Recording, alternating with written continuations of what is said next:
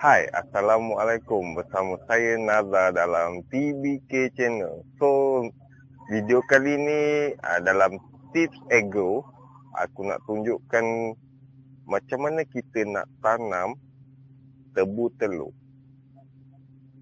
Jom. Jangan lupa untuk tekan button subscribe, like dan share. Juga tekan button loceng untuk peringatan video yang akan datang. Hai. Kali ni aku nak tunjukkan cara untuk menanam tebu telur. So, apa beza tebu telur dengan tebu yang lain? Tebu telur ni kalau dekat area Johor ni, dia adalah tebu air sebenarnya. Dan mungkin kalau kat belah utara dia akan panggil tebu kuning. Tapi kalau dekat Johor ni, tebu kuning dia adalah tebu air yang ruas dia panjang-panjang. Dan beza dengan tebu telur, ruas dia agak pendek dan dia gemuk. Dia nampak macam telur. Ini bukan tebu telur yang bunga dia kita boleh masak. Bukan. Itu mungkin kalau dekat Johor ni kita panggil tebu sayur. So, macam mana proses yang betul untuk tanam tebu telur? Jomlah. Okey, macam tadi yang aku cakap, ini adalah contoh tebu telur yang dah matang. Okey, korang boleh tengok luas dia ni. Dia agak macam pendek-pendek, dia gemuk. Nampak macam sebiji telur lah sebab lengkungan dia ni nampak membulat. Okey. Okey, berbeza pula dengan tebu kuning. Okey, aku tunjuk. Okey, ni adalah contoh tebu kuning. Tebu air. Okey, nampak ruas dia agak panjang. Okey, lepas tu dia straight je, dia tak ada mengembung dekat bahagian tengah ruas dia ni. Okey, so dia panjang. Dan bezanya tebu kuning ni, bila dia dah tua, batang dia tua, dia akan berbunga. Okey.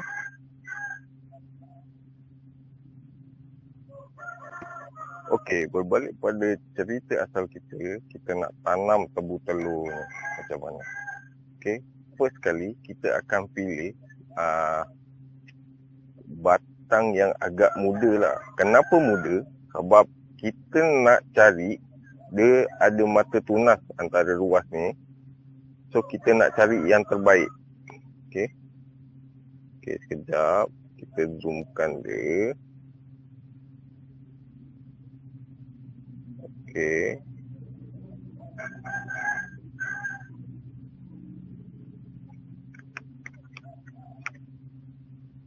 Okey, korang boleh nampak kat sini ada mata tunas. So, mata tunas ni biasanya kalau batang yang agak muda, dia akan lebih cantik berbanding dengan batang yang telah tua. Okey, kita tunjuk batang yang telah tua. Okey, nampak kat sini mata tunas dia dia tak berapa nak cantik. So, pertumbuhan dia kita tak tahu lagi macam mana. Kemungkinan untuk dia tumbuh tu dalam 50-50. Ada yang boleh bercambah, ada yang tak boleh bercambah.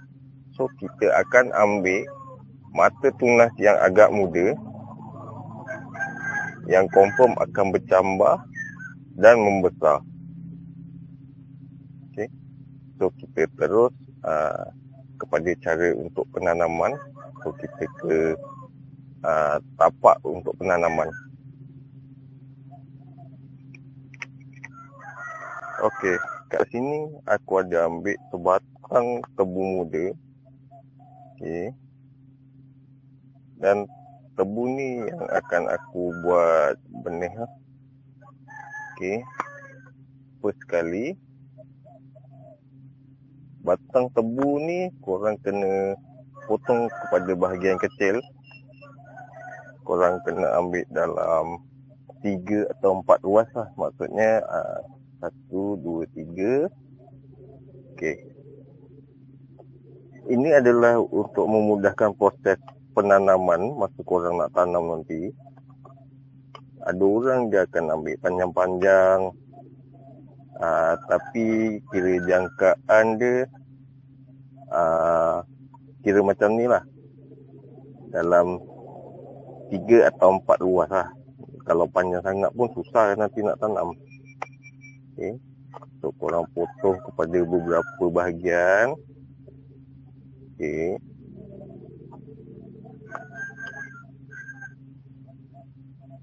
Cara memotong ni korang boleh guna ikut kreativiti korang lah. Macam aku guna cutter ni agak memudahkan. Kalau macam korang nak guna parang, gergaji, tu terpulang pada korang lah. Pada aku, ini adalah cara yang mudah. Sebab kalau guna parang, takut mislanding, takut terkena padu mata je, dah mata dia rosak.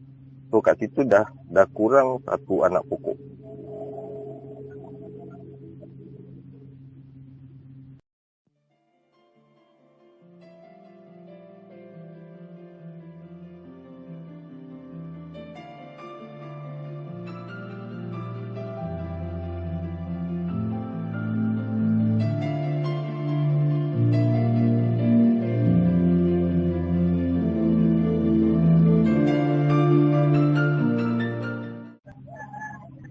So, ini adalah keratan batang yang kita akan tanam nanti. Kenapa aku tak ambil untuk bahagian bawah ni? Sebab macam yang aku cakap tadi, bahagian bawah ni, korang boleh tengok dia punya mata tunas.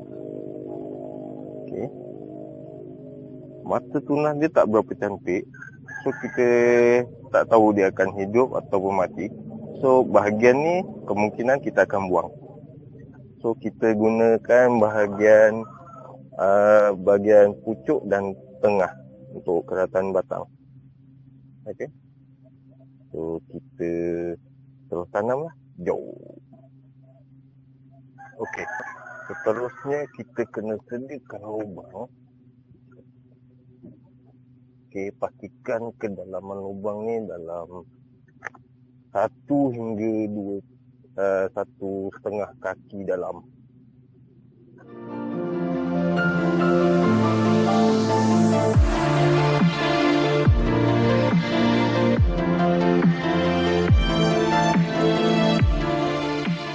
Okey. Pastikan bila korang tanam, tunas dia ni berada di tepi. So tunas dia akan berada di permukaan tepi ni. Dan pastikan cara penanaman dia adalah baring.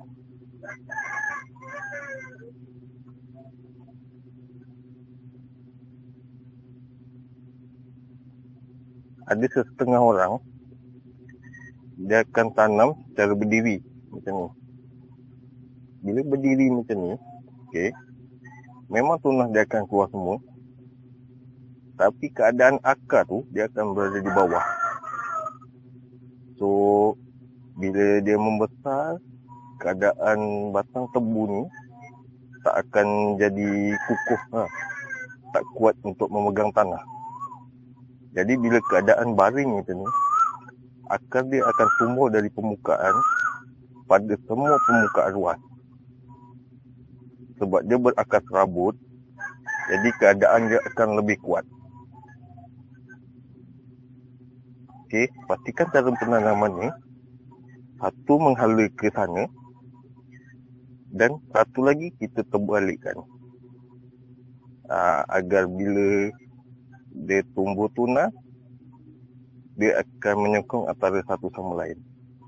Okey.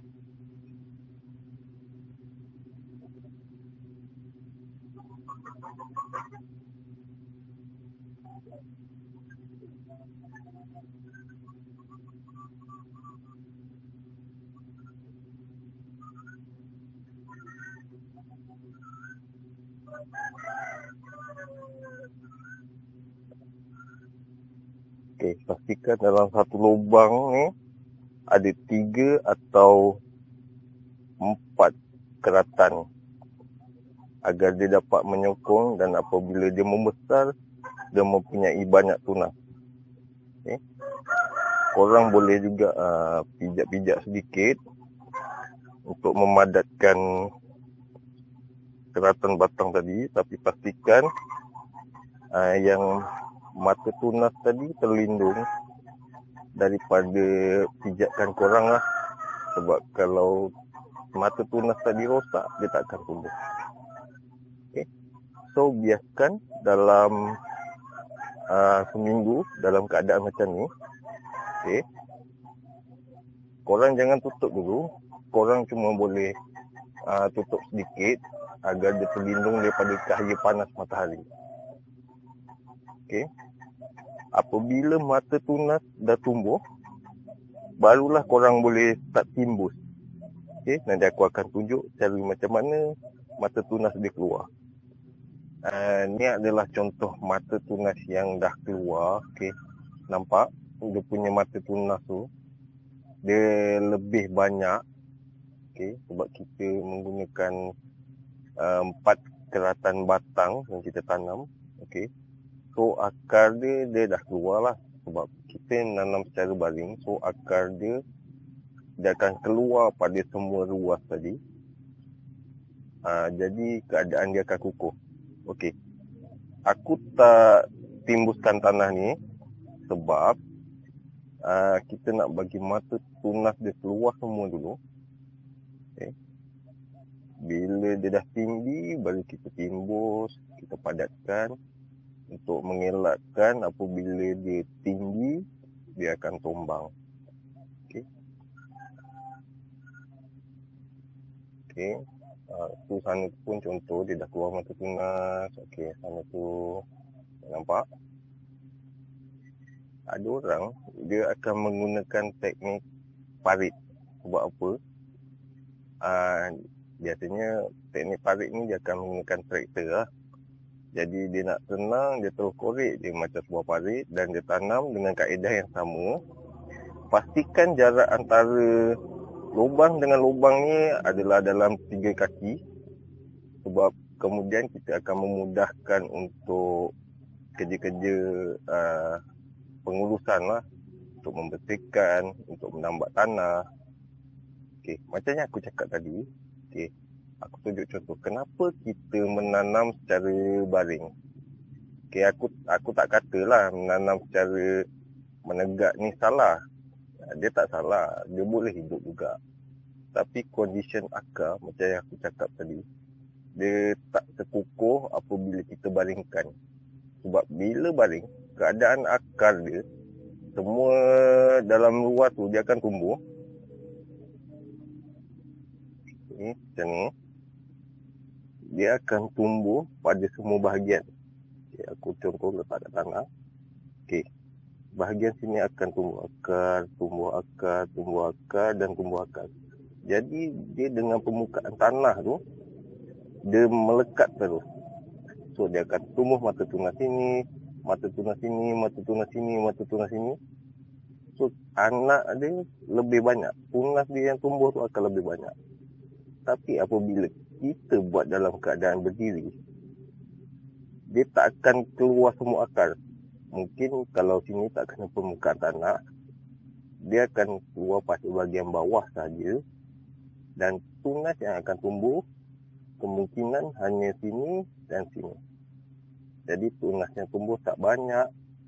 Dan pengurusan dia agak susah lah, dia senang tumbang. Okey.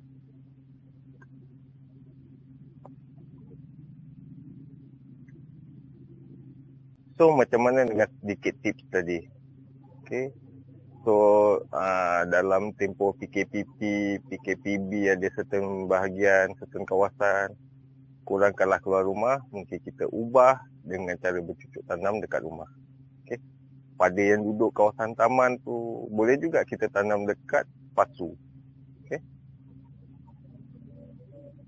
So mungkin kemudian aku akan buatkan satu video log mengenai cara penjagaan, penuaian sampailah ke hasil yang terakhir, air tebu.